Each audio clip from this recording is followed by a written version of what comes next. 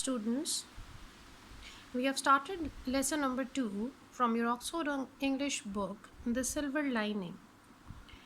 We are reading the lesson and today we are going to read page number 24.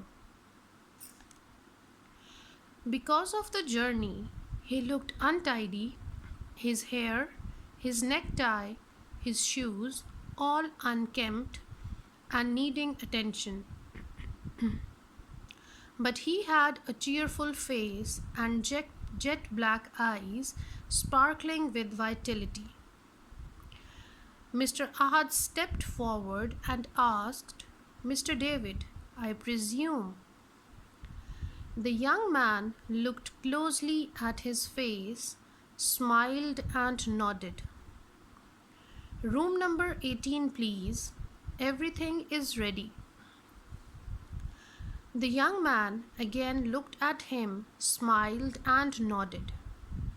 He paid the porter, who bowed low, for he was not asked to return the change, and disappeared.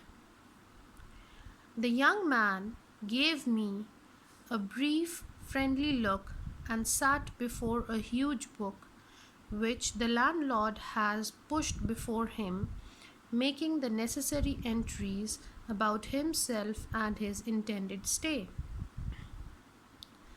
At this time, he discovered the sealed envelope containing the typed chit lying on the table, addressed to him by name. He took the cover and tore it open. This coincided with the entry of the landlady into the room. She hurriedly asked her husband if this was the new guest, and having received confirmation, came forward and shook hands with the young man. "Did you have a nice journey, Mr. David?" she asked, with her sweet smile. The young man smiled and nodded, nonchalantly, as if to say, "Well, neither very pleasant nor very unpleasant." "Would you like to have a hot bath immediately or tea first?" The young man pursed his lips and shrugged his shoulders, obviously implying that one would be as good as the other and that he had no preferences.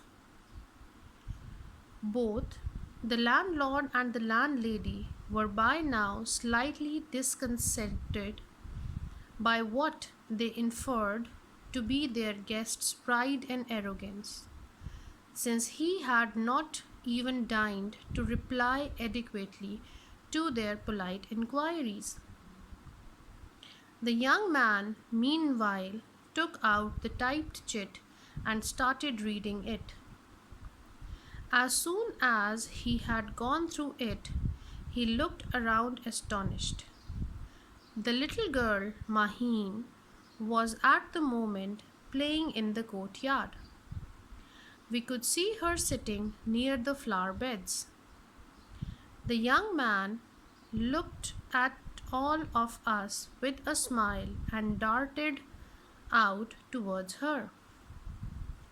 "Now, this is very strange," Mrs. Ahad cried out in protest. "How rude he is!" "He shouldn't have ignored our request like this," the landlord put in more mildly. I too was a bit upset, for it was obvious that our effort to save Maheen embarrassment from strangers was going to fail in this instance. After a few moments, we all walked out to the veranda, and I was apprehensive of that impending look of anguish on the faces of the parents and the child. The scene that confronted us was something we least expected. The strange young man was reclining on the grass ground, and Maheen was sitting on his lap. He was showing her the flowers, and suddenly Like the sound of a gun exploding, the shrill, animal like laughter of Maheen pierced the air.